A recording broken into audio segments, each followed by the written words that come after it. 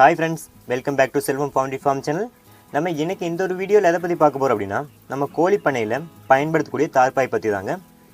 அது மட்டும் இல்லாம இந்த கோழி பண்ணையில தார்பாயோட பங்கீடு மற்றும் பயன்பாடுகள் என்னன்னு சொல்லி நம்ம பார்க்க போறோம். கோழி பண்ணையில தார்பாயோட தேவை ஏற்ப இடத்தை வந்து சரியான முறையில் நம்ம அமைச்சு அதை எப்படி பராமரிக்கணும்னு சொல்லி நம்ம பார்க்க போறோம். அது மட்டும் இல்லாம நம்மளுடைய சப்ஸ்கிரைபர் நிறைய பேர் நம்மகிட்ட கேட்டதனால நம்ம இந்த ஒரு வீடியோ ரெடி பண்ணியிருக்கோம். இந்த ஒரு வீடியோவை பொறுத்த வரைக்கும் புதிய பண்ணையாளர்களுக்கு ரொம்ப பயனுள்ளதாக இருக்கும். எதனால்னு பார்த்தீங்கன்னா புதிதாக பண்ணை ஆரம்பிக்கக்கூடிய பண்ணையாளர்களுக்கு கண்டிப்பாக அந்த தார்பாயோட பயன்பாடு கண்டிப்பாக தெரிஞ்சிருக்காது. அதை நம்ம எந்த இடத்துல எவ்வளோ தார்பாய் வாங்கணும், அதில் எப்படி வந்து நம்ம பராமரிக்கணும், அது மட்டும் இல்லாமல் தார்பாய் வந்து நம்ம எப்படி அந்த சீலிங் தார்பாய் சரியான முறையில் அமைக்கணும், அந்த சைடு தார்பாய் நம்ம கட்டுறதுக்காக நம்ம என்ன பயன்படுத்தலாம், அது மட்டும் இல்லாமல் நம்ம சைடு தார்பாய் வந்து சரியான முறையில் எப்படி பராமரிக்கலாம் அப்படிங்கிறது பல விஷயங்கள் வந்து இந்த ஒரு வீடியோ வந்து பார்க்கும்போது அந்த புதிய பணியாளர்களுக்கு கொஞ்சம் உதவிகரமான முறையில் இருக்கும். புதிதாக ஆரம்பிக்கக்கூடிய பிராய்லர் கோழி பண்ணையாளர்களுக்கு கண்டிப்பாக தெரிஞ்சக்கூடியது நம்மளுக்கு ப்ரூடிங் ப்ளஸ் சீலிங். நம்ம இந்த சீலிங் வந்து எப்படி அமைக்கணும், அது மட்டும் இல்லாமல் ஒரு புதிய பண்ணைக்கு நம்மளுக்கு சீலிங்கோட அளவு என்ன அப்படிங்கிறது எல்லாமே நம்ம இந்த ஒரு வீடியோவில் தெளிவான முறையில் பார்க்கலாம் வாங்க. இப்போ தான் நம்மளோட சேனலுக்கு புதிதாக வரக்கூடிய நண்பர்கள் நீங்களாக இருந்தீங்கன்னா மறக்காமல் நம்மளோட சேனலை சப்ஸ்கிரைப் பண்ணி வச்சுக்கோங்க. அப்படி இந்த ஒரு வீடியோவுக்கு லைக் பண்ணி கமெண்ட் பண்ணி ஷேர் பண்ணி விட்டுருங்க. இந்த ஒரு வீடியோ லாஸ்ட் வரைக்கும் ஸ்கிப் பண்ணாமல் பாருங்கள். வாங்க இப்போ நம்ம வீடியோக்குள்ளே போகலாம்.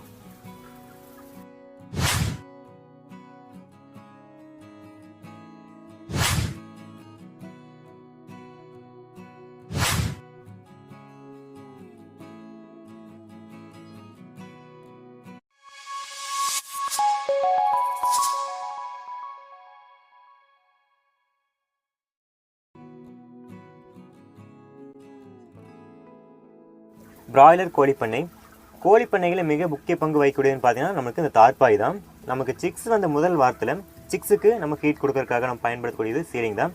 அந்த சீலிங் ஃபுல்லாக நம்ம கவர் பண்ணுறதுக்காக நம்ம பயன்படுத்தக்கூடியது இந்த தார்பாய் தான். அடுத்தது பண்ணையுடைய சைடில், அதாவது நம்ம பண்ணையை சுற்றி நம்ம சைடு வலை அடிச்சிருப்போம். இந்த வலையை நம்ம கவர் பண்ணுறதுக்காக நம்ம பயன்படுத்தக்கூடியது பார்த்தீங்கன்னா அதுக்கு நம்ம தார்பாய் தான். இந்த தார்பாய் நம்ம சீலிங்காக பயன்படுத்துகிறோம், அடுத்து சைடில் பயன்படுத்துகிறோம். இது மட்டும் இல்லாமல் நம்ம கோம்பச்சோறு இருக்கக்கூடிய இடத்துலையும் நம்ம இந்த தார்பாய் பயன்படுத்தலாம். அதாவது அந்த கோம்பச்சோரோட ஹைட் பார்த்தீங்கன்னா நம்மளுக்கு 11 அடி. இந்த 11 அடியில் நம்மளுக்கு கீழேருந்து மேலே வரைக்கும் நம்ம 7 அடி வந்து கோம்பச்சோறு இருக்கும். அந்த பகுதியில் நம்ம தார்பாய் பயன்படுத்தலாம். அதுக்கு மேலே கோம்பச்சோரோட மேல் பகுதியில் வந்து நம்ம ஒரு ஷீட் வச்சு நம்ம வரைச்சி பயன்படுத்தலாம். இது கோம்பச்சோரோட செலவு கம்மியாகும். நம்ம இந்த இடத்துலையும் தார்பாயை வந்து அதிக அளவில் பயன்படுத்துகிறோம். நம்ம பண்ணைக்கு தார்பாய் வாங்கும்போது தேவைக்கேற்ப வாங்கணும். அதாவது நம்ம பண்ணையோட அளவு வந்து சரியாக தெரிஞ்சுட்டு வாங்கணும். அப்படி தெரியாமல் நம்ம வாங்கினா ஒன்று தார்பாய் அதிகமாக போயிடும், இல்லை அப்படின்னா பத்தாமல் வந்துடும். நம்மளுக்கு அதிகமாக போகிற பட்சத்தில் வந்து சீலிங் தார்பாய் சைடு தார்பாய் நம்ம பயன்படுத்தலாம். அதே பண்ணைக்கு வெளியில் பயன்படுத்தக்கூடிய தார்பாய் வந்து நம்மளுக்கு அளவு வந்து கரெக்டாக இருந்தால் மட்டும் தான் நம்மளுக்கு பயன்படுத்த முடியும். இப்போ நம்ம கோழி பண்ணைகளில் சிக்ஸுக்கு நம்ம ஹீட் கொடுக்கறத பொறுத்து தான் அதோட வளர்ச்சி இருக்கும். அதாவது பண்ணையில் காற்று உள்ளே வராத மாதிரி நம்ம தார்பாயில் சீலிங் அமைச்சா மட்டும் தான் ஹீட்டு வந்து நம்ம சரியான முறையில் கொடுக்க முடியும். இந்த ஹீட் வந்து சிக்ஸுக்கு 1 to 7 நாட்கள் கொடுக்குறோம். அதாவது இருக்கக்கூடிய காலகட்டத்தை பொறுத்தது. நம்ம சிக்ஸுக்கு ஹீட் கொடுக்கும்பொழுது நம்மளுக்கு நார்மலாக பார்த்தீங்கன்னா ஒரு 80 டிகிரிலேருந்து 90 டிகிரி செல்சியஸ் நம்ம ஹீட் கொடுக்கலாம். அதாவது மழை காலத்தில் நம்மளுக்கு இந்த ஹீட் வந்து சரியான முறையில் நிற்கிற மாதிரி நம்ம ஹீட் கொடுத்தா தான் நம்மளுக்கு சிக்ஸுக்கு தேவையான ஹீட்டு சரியான முறையில் கிடைக்கும். அது மட்டும் இல்லாமல் அந்த சரியான ஹீட் கொடுக்கும்பொழுது தான் நம்மளுக்கு சிக்ஸில் இருக்கக்கூடிய மஞ்சக்கரு கரைஞ்சு அதோட க்ரோத் நல்லா இருக்கும். நம்ம கோழி பண்ணைகளை சீலிங் அமைக்கும் போது கவனிக்கப்பட வேண்டிய மிக முக்கியமானது பார்த்திங்கன்னா அதனுடைய ஹைட்டு தான். அதாவது வெளியில் இருக்கக்கூடிய சைடு தார்பாய் விட சீலிங் தார்பாய் வந்து ஹைட்டு கம்மியாக இருக்கணும். பண்ணையோட வலையில் இருக்கக்கூடிய சைடு தார்பாய், அந்த தார்பாய் விட சீலிங் தார்பாய் வந்து ஹைட் கம்மியாக இருக்கணும். அதாவது வெளியில் இருக்கக்கூடிய சைடு தார்பாய் வந்து 7 அடி அப்படின்னா உள்ளக்கூடிய சீலிங் தார்பாயோட ஹைட் பார்த்திங்கன்னா நம்மளுக்கு 6 to 6.25 அடி இருந்தால் தான் நம்மளுக்கு சரியான முறையில் சீலிங் வந்து அமைக்க முடியும். அதாவது அப்படி அமைக்கிறதுனால தான் வந்து வெளியே இருக்கக்கூடிய காற்று வந்து உள்ளே வராத மாதிரி கேப் இல்லாத மாதிரி ஃபுல்லாக கவர் ஆகும்.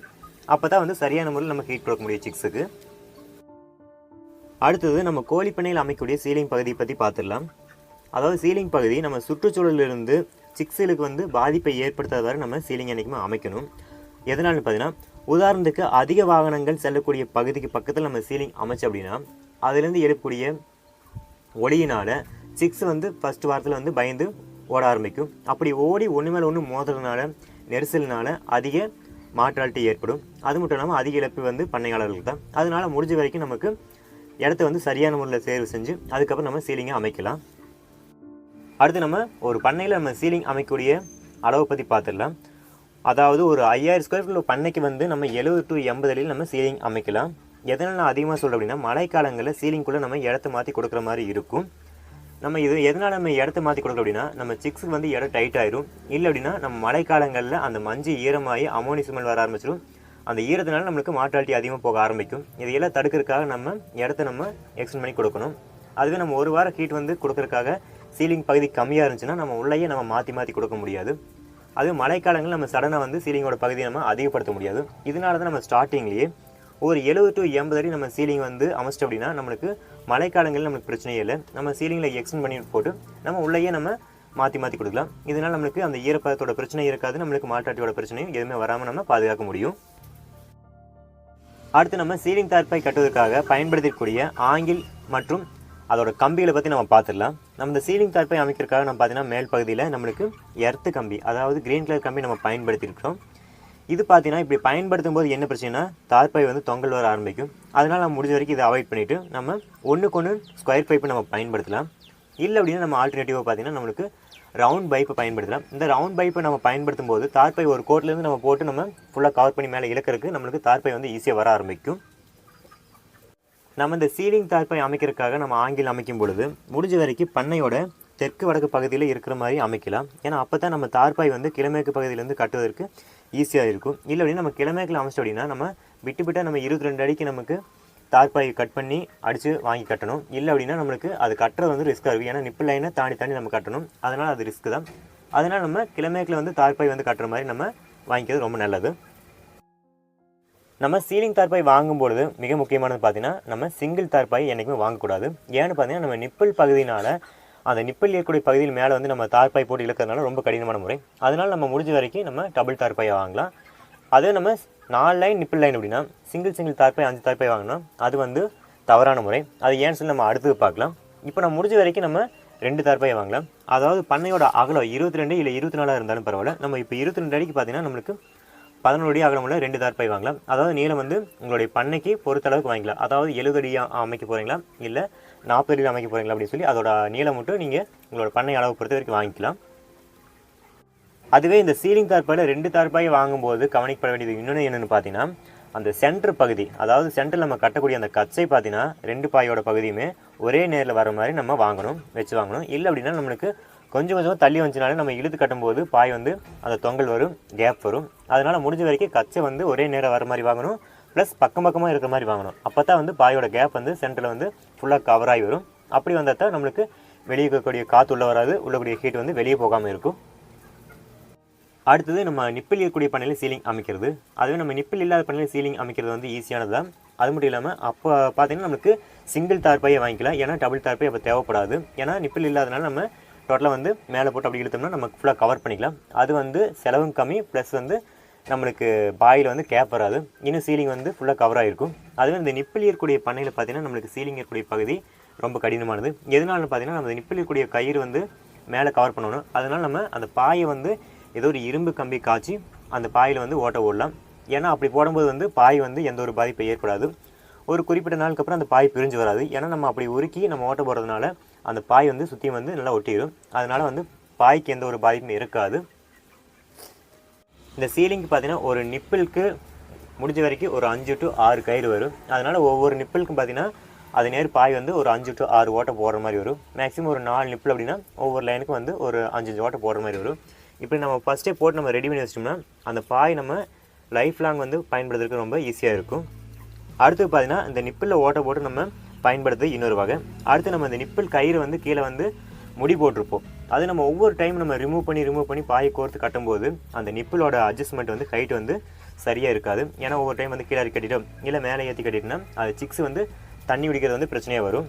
அதனால் நான் முடிஞ்ச வரைக்கும் அதை தவிர்த்துட்டு அந்த கட்டக்கூடிய இடத்துல பார்த்தீங்கன்னா நம்ம எஸ்கொக்கியை பயன்படுத்தலாம். இது பார்த்தீங்கன்னா நிப்பிளோட எட்ஜில் வந்து அந்த கயிறில் எஸ்கொக்கி நம்ம வந்து எந்தளவுக்கு ஹைட் கரெக்டாக வேணுமோ சீலிங் தார்பாய் வரக்கூடிய எல்லா பகுதியிலும் சரியான முறையில் கட்டிட்டு அதுக்கப்புறம் நம்ம ஒவ்வொரு டைம் அதை கழட்டி விட்டு அப்படி கோர்த்து நம்ம மாட்டினோம்னா அந்த நிப்பிளோட ஹைட் அட்ஜஸ்ட்மெண்ட் என்றைக்கும் வந்து மாறாது, ஒரே மாதிரி இருக்கும். இன்னும் வந்து அந்த கயிறில் எந்த ஒரு பிரச்சனையும் ஏற்படாது. இது வந்து சீலிங்க்கு அமைக்கிறது வந்து சரியான முறை. நம்ம மேலே சீலிங் தார்பாய் பயன்படுத்தினதுக்கப்புறம் நம்ம என்னதான் வெளியில் இருக்கிற தார்பாய் பண்ணைக்கு வெளியில், அதாவது வலையை ஒட்டி இருக்கக்கூடிய தார்பாய் நம்ம என்னதான் மேலே ஏற்றி கட்டினாலும் அந்த வலைக்கு மேல் பகுதியுமே ப்ளஸ் அந்த ஷீட்டுக்கும் இடையில பார்த்தீங்கன்னா நம்மளுக்கு உள்ள கேப் வரும். அந்த கேப்பில் பார்த்தீங்கன்னா நம்ம சீலிங்குள்ளே காற்று போக ஆரம்பிக்கும். அதனால தான் நம்ம ஆல்ரெடி பார்த்தீங்கன்னா வெளியே இருக்கிற தார்பாய் விட ஒரு 1/2 அடி கீழே இறக்கி நம்ம சீலிங் அமைக்க சொல்லியிருக்கோம். அடுத்து பார்த்தீங்கன்னா சீலிங்க்கு சைடு தார்பாய், அதாவது சீலிங்குள்ள கூடிய சைடு தார்பாய். இந்த சைடு தார்பாய் பார்த்தீங்கன்னா நம்ம சீலிங் தார்பாய் விட உள்ள வர மாதிரி கீழ்ப்பகுதியில் கட்டலாம். அப்படி கட்டினாலும் நம்மளுக்கு வெளியில் இருக்கக்கூடிய காற்று உள்ள வந்தாலும் திரும்ப சீலிங்குள்ள அந்த காற்று வராது. அதனால நம்ம சீலிங் தார்பாய் பிளஸ் சீலிங்குள்ள சைடு தார்பாய் நம்ம பயன்படுத்தணும். இது வரைக்கும் நம்ம சீலிங் தார்பாய் கட்டுறதுக்காக எல்லாம் ரெடி பண்ணதை பற்றி நம்ம பார்த்தோம். இதுக்கப்புறம் நம்ம எப்படி சீலிங் தார்பாய் கட்டுறோம்னு சொல்லி நம்ம பார்க்கலாம்.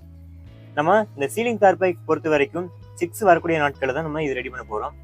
ஏன்னா நம்ம சிக்ஸுக்கு ஹீட் கொடுக்கணும். நம்ம ஹீட் கொடுத்து முடிச்சதுக்கப்புறம் ஒரு வாரத்துக்கு அப்புறம் திரும்ப இதையே ரிமூவ் பண்ணி வச்சிடலாம். அப்போ தான் நம்ம அந்த சீலிங் தார்பாய் வந்து நம்மளுக்கு லைஃப் லாங் நல்லா இருக்கும்.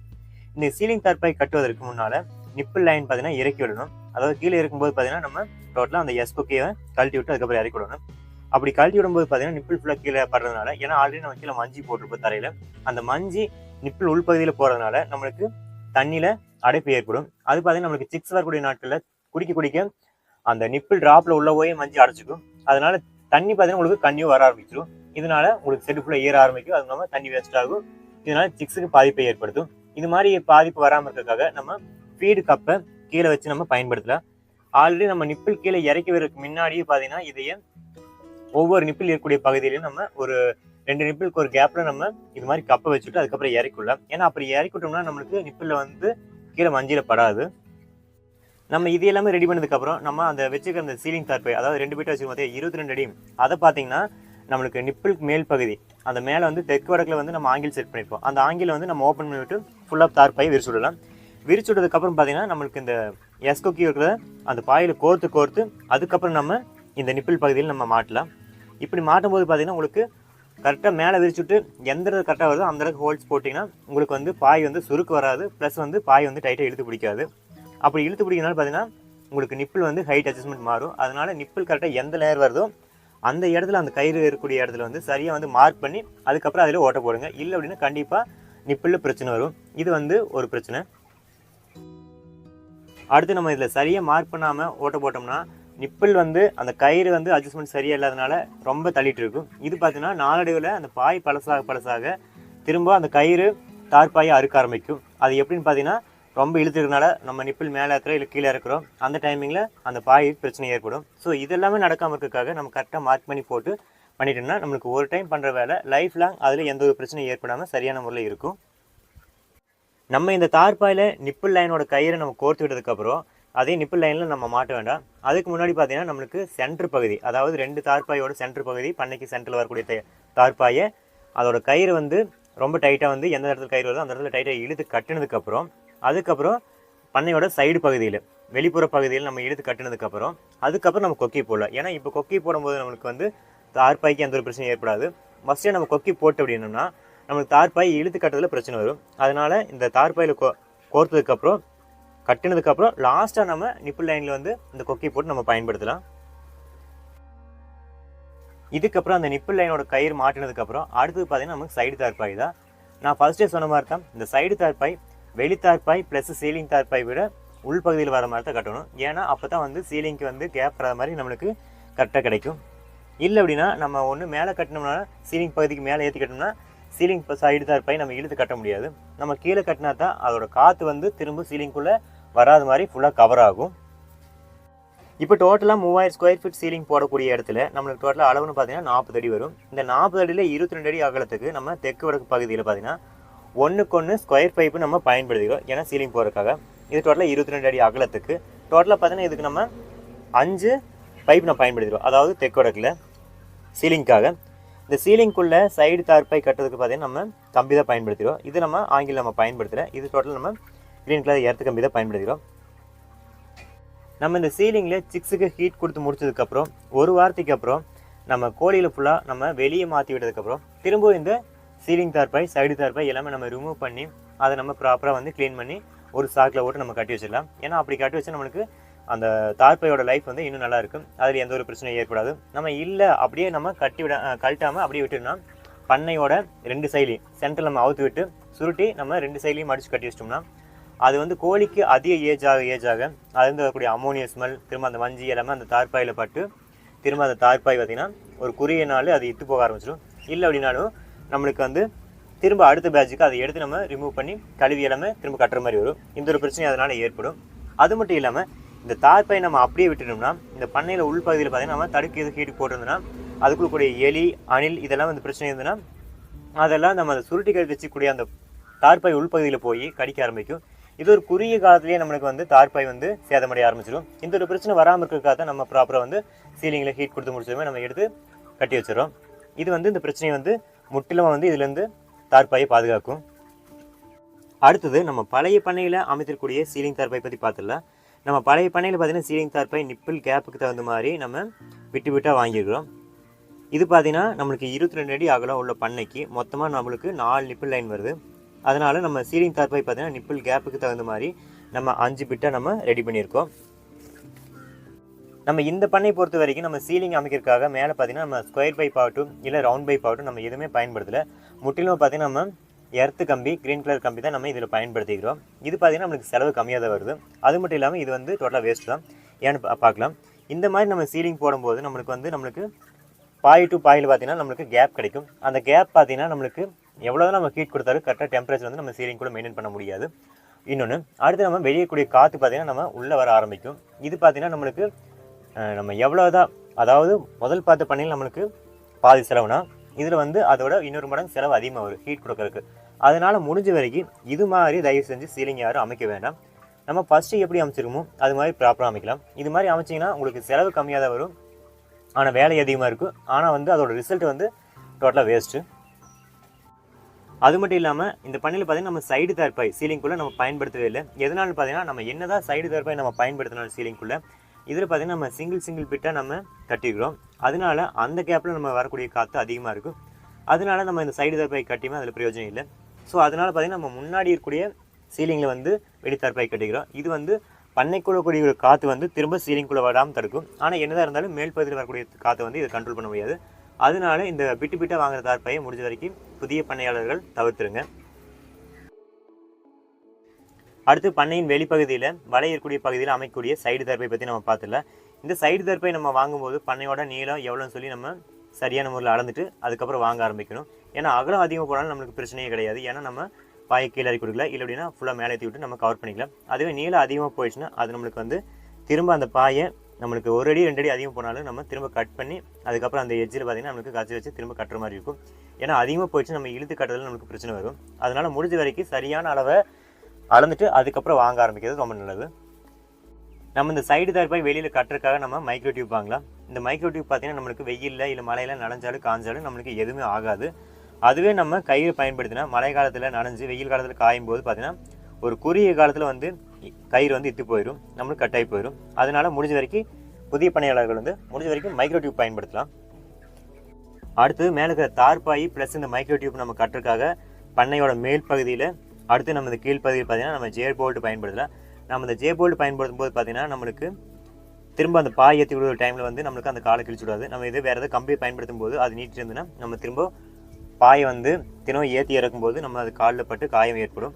அதனால் முடிஞ்ச வரைக்கும் இந்த ஜே போல்ட் பயன்படுத்தலாம். இந்த ஜே போல்ட் பார்த்தீங்கன்னா உங்களுக்கு 2 சைடு வைக்கும்போது நம்மளுக்கு கொக்கி வந்து நல்லா வந்து டேப்பரை வச்சுடும்போது நம்மளுக்கு அந்த டியூப்பை வந்து வெளிவிடாமல் பிடிச்சிக்கும். அது ஒரு ப்ளஸ்ஸு. அடுத்து பண்ணையோட சைடு தார்பாய் நம்ம தேர்வு செய்யும்போது மிக முக்கியமானது பார்த்தீங்கன்னா அதோட ஹைட்டு தான். அதோட ஹைட்டு பொறுத்தா நம்ம தார்பாய் வந்து வாங்கணும். ஒன்று 7 அடிக்குள்ளே இருந்துச்சுன்னா நம்ம சிங்கிள் தார்பாய் வாங்கலாம், இல்லை 7 அடி விட ஹைட் அதிகமாக இருந்துச்சுன்னா நம்ம டபுள் தார்பாய் வாங்கலாம். ஏன்னா நம்மளுக்கு ஒரு 7 அடி இல்லை 6.25 அடி அந்த சிங்கிள் தார்பாய் வாங்கிடும்போது நம்மளுக்கு சைடு மண்ணு கொட்டி நம்ம ஹைட் பண்ணும்போது பண்ணைக்கு வந்து தார்பாய் வந்து ரெகுலராக ஏற்றி விடுறது ஈஸி தான். அதுவே நம்ம 7 அடிக்கு மேலே போயிடுச்சுன்னா நம்மளுக்கு தார்பாய் வந்து மேலே ஏற்றி விடுறது ரொம்ப கடினமான முறை. ஏன்னா ஹைட் நம்மளுக்கு பத்தாது. அதனால் நம்ம முடிஞ்ச வரைக்கும் பண்ணையோட ஹைட்டு பொறுத்து நம்ம பாயை தேர்வு செஞ்சுக்கலாம். இந்த டபுள் தார்பாய் வாங்கும்போது பார்த்தீங்கன்னா நம்மளுக்கு 6 வரக்கூடிய நாட்கள் நம்ம மேலே ஏற்றிவிட்டோம்னா ஒரு 15 நாளில் நம்ம பாயை நம்ம கீழே இறக்கி விடணும் காத்தோட்டத்துக்காக. அதுக்காக நம்ம ஒரு தார்பாயை மட்டும் மேலே ரிமூவ் பண்ணி விட்டால் போதும், மேல் தார்பாயை மட்டும். அதுக்கப்புறம் நம்ம சிங்கிள் தார்பாய் இருந்தால் அதுவே பார்த்தீங்கன்னா நம்ம மேலேருந்து கீழ்ப்பகுதியை நோக்கி கொஞ்சம் கொஞ்சமாக இறக்கி விடணும். இதுதான் வந்து அதில் ரெண்டுமே டிஃப்ரெண்ட்டு. நம்ம பண்ணைகளில் கோழி ஏற்கக்கூடிய டைமில் பார்த்தீங்கன்னா நம்ம தார்பாய் ஃபுல்லாக நம்ம கீழே இறக்கி விட்டுருப்போம். அது மட்டும் இல்லாமல் எதனால் நம்ம கீழே இறக்கி விடும் அப்படின்னா மழைக்காலங்களில் வந்து தார்பாயை டக்கு நம்ம மேலே ஏற்றிருக்காக நம்ம ரொம்ப ஈஸியாக இருக்கும். அது மட்டும் இல்லாமல் கோழிகளுக்கு ஒரு பாதுகாப்பானது வந்து தார்பாய் நம்ம கீழே வரைக்கும் தான். அடுத்தது இந்த மழையோட அளவு நம்மளுக்கு அதிகமாக இருந்தால் மட்டும் தான் நம்ம பாயை மேலே ஏற்றி விடுவோம், இல்லைனா ஏற்றி விட மாட்டோம். ஏன்னா குறிப்பிட்ட நாளுக்கு அப்புறம் நம்ம பாய் ஃபுல்லாக கீழே இறக்கி விட்டுருவோம். ஏன்னா ஏஜ் அதிகமாக அதுக்கு காற்று அதிகமாக தேவைப்படும். இல்லை அப்படின்னா வெயில் அதிகமாக இருக்கனால நம்மளுக்கு மாற்றட்டியோட அளவு அதிகமாகும். அதனால தான் நம்ம பாய் வந்து கீழே இறக்கி விடுறோம். பண்ணைகளை கோழி பிடிச்சி முடிச்சதுக்குமே நம்ம செய்ய வேண்டிய முதல் வேலைன்னு பார்த்தீங்கன்னா அந்த சைடு பாயை சுருட்டி மேலே ஏற்றி கட்டுறது தான். பண்ணையோட ஹைட்டு 7 அடி அப்படின்னா நம்ம 7 அடியுமே ஃபுல்லாக கட்டக்கூடாது. முடிஞ்ச வரைக்கும் நம்ம பண்ணையோட ஹைட் 7 அடி அப்படின்னா 6.25 அடியில் நம்ம சுருட்டி கட்டலாம். எதனால பார்த்தீங்கன்னா நம்ம பண்ணைக்குள்ளே ஹீட் வராமல் இருக்கிறதுக்காக நம்ம உள்ள பார்த்தீங்கன்னா தடுப்பு கொடுத்துருப்போம். அப்போ அந்த தடுக்குள்ளே பார்த்தீங்கன்னா எலி அணில் எல்லாமே தங்கி அதிலிருந்து நம்ம மேலே கட்டும்போது அதுக்குள்ளே வந்து கடிச்சு கொறிக்க ஆரம்பிச்சிடும். இந்த பிரச்சனைலாம் வராமல் இருக்கான ஒரு 6.25 அடியில் கட்டும்போது நம்மளுக்கு அந்த பிரச்சனை பாதியாக குறையும். அது மட்டும் இல்லாமல் தார்பாயை நம்ம கீழே விட்டோம்னா அது பார்த்தீங்கன்னா நம்மளுக்கு வேறு ஏதாவது வந்து எலி அணில் வந்து கடிக்கிறதுக்கு ஈஸியாக இருக்கும். அது மட்டும் இல்லாமல் இன்னொன்று பார்த்தீங்கன்னா நம்மளுக்கு நாய் தொல்லை அதிகமாக இருக்கிற இடையில பார்த்தீங்கன்னா கண்டிப்பாக சைடு தார்பாய் வந்து அதில் வந்து விளையாடி இழுத்து கடிச்சிருந்துடும். இது வந்து பாய்க்கு அதிக அளவில் பாதிப்பை ஏற்படுத்தும். அது மட்டும் இல்லாமல் இந்த தார்பாய் பார்த்தீங்கன்னா நம்ம முடிஞ்ச வரைக்கும் நம்ம மேலே ஏற்றி கட்டுறது ஃபஸ்ட்டு வேலையை வச்சுக்கலாம். இது மாதிரி பிரச்சனை இல்லாமல் நம்ம ஏற்படாமல் இருக்கணும். நம்ம பண்ணையில் கண்டிப்பாக நம்ம பண்ணை சுற்றி நம்ம கம்பி வேலி அமைச்சு தாகணும். அப்படி கம்பி வேலி அமைக்கிறதுனால பல நன்மைகள். நம்ம பார்த்தீங்கன்னா இந்த தார்பாயை நம்ம சரியான முறையில் பாதுகாக்க முடியும். அது மட்டும் இல்லாமல் வேறு யாரும் வந்து இந்த பண்ணைக்குள்ளே வராத மாதிரி நம்ம பாதுகாக்க முடியும். இந்த கம்பி வேலி அமைக்கிறதுனால பல நன்மைகள். நம்ம ஒவ்வொரு பேட்ச் கோழி பிடிச்சி முடிச்சதுக்கப்புறம் பார்த்தீங்கன்னா நம்ம எருவெல்லாம் வலிச்சு க்ளீன் பண்ணதுக்கப்புறம் இந்த சைடு தார்பாய் ஃபுல்லாக கீழே இறக்கி விட்டு கார்வாசல் வச்சு அதை நம்ம க்ளீனாக கழுவிட்டோம்னா நம்மளுக்கு அதுலேருந்து வரக்கூடிய அமோனியா ஸ்மெல் வந்து அடுத்த ஒரு பேட்சுக்கு வந்து எந்த ஒரு பாதிப்பை ஏற்படுத்தாது. சிக்ஸ் நல்லாயிருக்கும். அது மட்டும் இல்லாமல் பாய் பார்த்தீங்கன்னா ஒவ்வொரு பேட்சும் நம்ம இப்படி பயன்படுத்துறதுனால பாயோட லைஃப் நல்லாயிருக்கும். இன்னும் கொஞ்சம் நீண்ட நாளுக்கு வந்து பாய் வந்து எந்த ஒரு டேமேஜ் இல்லாமல் நம்மளுக்கு நீடித்து உழைக்கும். ஓகே ஃப்ரெண்ட்ஸ், இது வரைக்கும் நம்ம இந்த ஒரு வீடியோவில் கோழி பண்ணையில் பயன்படுத்தக்கூடிய தார்பாயோட பயன்பாடு மற்றும் பாதுகாப்பு முறைகளை பற்றி நம்ம இந்த ஒரு வீடியோ தெளிவான முறையில் பார்த்தோம். இந்த ஒரு வீடியோ உங்களுக்கு பிடிச்சிருந்தா மறக்காமல் நம்மளோட சேனலுக்கு சப்ஸ்கிரைப் பண்ணுங்கள். அது மட்டும் இல்லாமல் தொடர்ந்து நம்மளோட சேனலுக்கு சப்போர்ட் பண்ணுங்கள். இந்த ஒரு வீடியோ முடிஞ்ச வரைக்கும் எல்லாருக்கும் ஷேர் பண்ணுங்கள். தேங்க்யூ ஃப்ரெண்ட்ஸ், அடுத்த ஒரு வீடியோவில் பார்க்கலாம்.